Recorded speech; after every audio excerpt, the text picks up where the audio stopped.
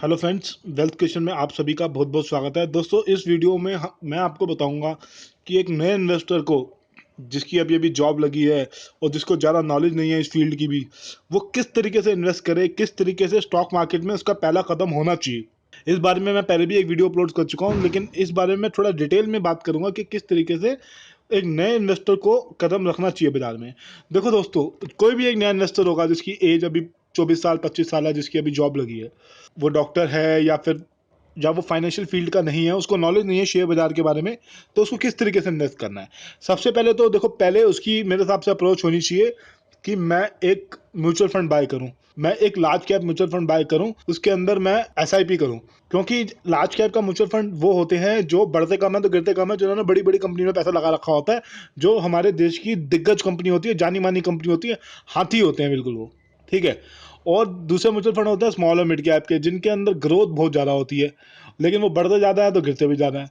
तो मेरे हिसाब से एक पहली पहली अप्रोच उसकी म्यूचुअल फंड के लिए होनी चाहिए। अब अगर वो कहता है कि मुझे म्यूचुअल फंड में इन्वेस्ट नहीं करना, मैं डायरेक्ट इक्विटी में इन्वेस्ट करना चाहता हूँ, तो मेरे हिसाब से उसको जो हमारे भारत की 10 बड़ी कंपनियां हैं, जो टॉप 100 कंपनीज में से आती हैं, जो टॉप 10 कंपनीज को भी आप लगा लें, उनमें अगर वो ठीक तरीके से निवेश करे तो मेरे हिसाब से उसको अच्छा रिटर्न मिल सकता है।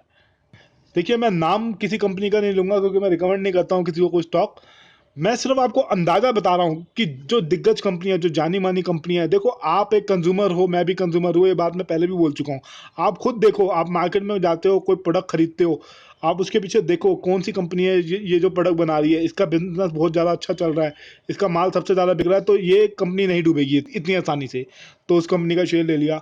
अगर सारी दुनिया उस कंपनी के प्रोडक्ट को बाय कर रही है, मतलब पूरा हमारा इंडिया उस कंपनी के प्रोडक्ट को बाय कर रहा है, वो ग्लोबली बड़े ब्रांड बन चुके हैं, वेल नोन कंपनी बन चुकी है, वेल स्टैब्लिश्ड बिजनेस बन चुके हैं, या फिर वो कंपनी को सर्विस दे रही है तो उसकी सर्विस के ऊपर, मतलब कुछ सर्विस के ऊपर पेटेंट रजिस्टर है, मतलब वो ऐसी कंपनी है जिसकी इन फ्यूचर भी डिमांड खत्म नहीं होने वाली उसके प्रोडक्ट और सर्विस की। उसकी सर्विस की और प्रोडक्ट की डिमांड बढ़ेगी जैसे जैसे मार्केट साइज बड़ा हो रहा है।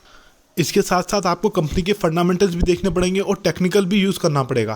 फंडामेंटल एनालिसिस हमको ये बताता है, हमने थोड़ा सा एनालिसिस किया, यहाँ पे हमें पता चला कि ये कंपनी का बिजनेस अच्छा चल रहा है, आगे भी फ्यूचर में बढ़ सकता है, तो हमने फंडामेंटल एनालिसिस किया इन शॉर्ट के अंदर। इसके साथ साथ आपको टेक्निकल भी देखना है, चार्ट भी देखना है। फंडामेंटल एनालिसिस हमको ये बताता है what to buy, which stock to buy, लेकिन टेक्निकल हमें बताता है when to buy. If stock is good, fundamentally is sound company, then what will be the right time to buy that stock? तो technical हमको ये बताएगा कि कोई शेयर अच्छा है तो उसको सही समय क्या है लेने का। उसके लिए आप मूविंग एवरेज यूज़ कर सकते हैं, और भी काफ़ी सारे इंडिकेटर हैं उसको यूज़ करते हैं, जैसे कि मैंने पुराने वीडियोस के अंदर आपके साथ डिस्कशन किया। तो इसी तरीके से आप देखो, खुद ऑब्जर्व करो, आप खुद समझ जाओगे कौन सा शेयर मुझे लेना चाहिए। एक टॉप 10 कंपनीज का तो मैंने एग्जांपल दिया, एक ये एग्जांपल दिया आपको। देखिए, ऐसे स्टॉक इतनी आसानी से डूबेंगे नहीं, इतनी आसानी से मरेंगे नहीं, इसमें आपको नुकसान नहीं होगा। नुकसान कहने का मतलब ऐसा नहीं है कि पैसा जीरो हो जाएगा आपका। हाँ, ये हो सकता है कि जैसे आप किसी स्टॉक को लेंगे, आपने अभी स्टॉक लिया, उसका 5-10% थोड़ा नीचे आ जाएगा क्योंकि मार्केट वॉलेटाइल है, मार्केट में तो उतार चढ़ाव होता रहता है। यहाँ पे मेरा आपको कहने का मतलब ये नहीं है कि जैसे आप कोई चीज़ है 100 रुपये की, आप उसको 150 में खरीद लो और वो लंबे टाइम तक उसके रेट ना आए। थोड़ा सा उसमें करेक्शन का वेट करना चाहिए मेरे हिसाब से आपको। तो यहाँ पे जो क्वालिटी बिजनेस लेने का मतलब ये है कि आप स्टॉक को लो और सही रेट पे लो, रीजनेबल प्राइस पे लो। क्योंकि कोई भी क्वालिटी बिजनेस हो, कोई भी बिजनेस हो, कोई भी स्टॉक हो, वो करेक्ट जरूर होता है मार्केट के अंदर, मार्केट करेक्शन जरूर देती है। देखिए, आप किसी एफडी में पैसा लगाते हैं तो फिक्स डिपॉजिट करते हैं, तो उसके बाद 1 साल के बाद ही आपको उसकी इनकम आती है ना, 1 साल के बाद ही आपको इंटरेस्ट मिलता है। तो मेरे हिसाब से एक कोई स्टॉक, कोई आप लेते हैं, स्ट्रॉन्ग फंडामेंटल स्टॉक लेते हैं, पहले स्टडी थोड़ी सी आपने कर ली, थोड़ा मैंने आपको आइडिया दे दिया इस तरीके से। ये जो टॉप 10 कंपनी बता रहा हूँ, ये निफ्टी 50 में ही आपको काफ़ी सारी मिल जाएंगी। तो इनमें से आप, इसमें आपको ऐसा नहीं करना कि अभी मेरा वीडियो देखा, अभी कभी सामने पीक पे बाय कर लिया। थोड़ा जो हाई क्वालिटी बिजनेस है उसको थोड़ा करेक्ट होने की वेट कीजिए। डिप देखिए मार्केट में आता है, तो डिप जब आए तो आप अपना थोड़ा सा पैसा लगाइए।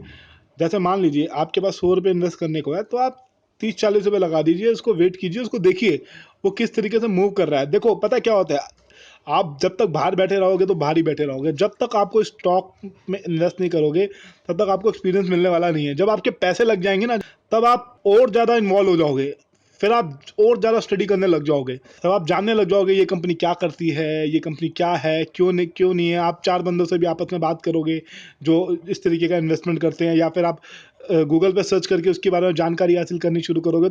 आप एकदम मतलब मैं कह रहा हूँ एक्सपर्ट बन जाओगे। मैं भी शुरू में इसी तरीके से इन्वेस्ट करता रहा, मुझे कोई नहीं था बताने वाला। मैंने भी ये जो नॉलेज इकट्ठी की है इसी तरीके से ही की है।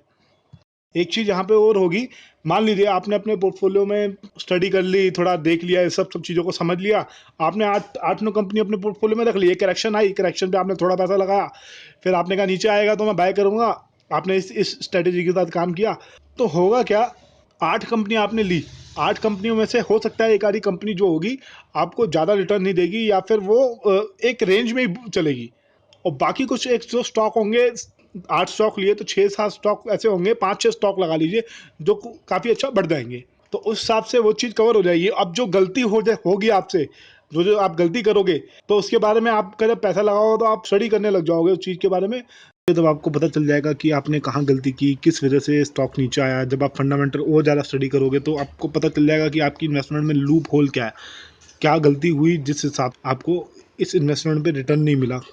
तो मेरे हिसाब से अगर मुझे शुरुआत करनी होती एक इन्वेस्टमेंट की, तो मैं इस हिसाब से करता। दोस्तों इसके साथ साथ एक चीज़ का आप ध्यान और रखें, अगर आप स्टॉक मार्केट में इन्वेस्ट करने जा रहे हैं, आप न्यू बिगनर्स हैं या आप पुराने इन्वेस्टर भी हैं, आप वो पैसा लगाइए जो आने वाले साल तक 3-4 साल तक आपको जरूरत नहीं पड़ेगा, जो आपका सरप्लस हो। और कोशिश कीजिए कि लोन लेके स्टॉक मार्केट में पैसा मत लगाइए। मैं ये इसलिए कह रहा हूँ क्योंकि क्या होता है कि जब हम स्टॉक मार्केट में इन्वेस्ट करते हैं, जब देखते हैं स्टॉक इतना ज़्यादा बढ़ गए, इतना अच्छा रिटर्न दे दिया स्टॉक ने, तो हमारे अंदर कॉन्फिडेंस बिल्डअप हो जाता है, हम जो है बड़े खुश हो जाते हैं, हम कहते हैं चलो मैं और पैसा लगाता हूँ, ज़्यादा प्रॉफिट कमाऊंगा। लेकिन यहाँ पे कॉन्फिडेंस होना अच्छी बात है, लेकिन ओवर कॉन्फिडेंस होना बहुत खतरनाक है। यहाँ पे स्टॉक मार्केट में वेल्थ बनती है, अच्छे स्टॉक में आप इन्वेस्ट करो तो पैसा बनता है, लेकिन स्टॉक मार्केट काफ़ी वॉलेटाइल है, उतार चढ़ाव बहुत होता है, स्टॉक ऊपर भी जा सकते हैं, नीचे भी जा सकते हैं। मान लीजिए अगर आपने लोन पे पैसा लेके इन्वेस्ट कर दिया मार्केट के अंदर, मार्केट आ गई नीचे, मान लीजिए स्टॉक 20 या 30% नीचे आ गया, अब आपको लोन के पैसे रिटर्न करें तो कैसे करोगे आप? आपको लॉस में आपको अपना स्टॉक बेचने पड़ेंगे, तो यहाँ पे भारी भरकम आपको नुकसान हो जाएगा। आप लोन पे पैसा लेके स्टॉक मार्केट में कभी भी इन्वेस्ट मत कीजिए, ये गोल्डन रूल बना लीजिए, ये अपनी लाइफ के अंदर इस बात को मतलब गांठ बांध लीजिए कि ये गलती आपको कभी नहीं करनी है।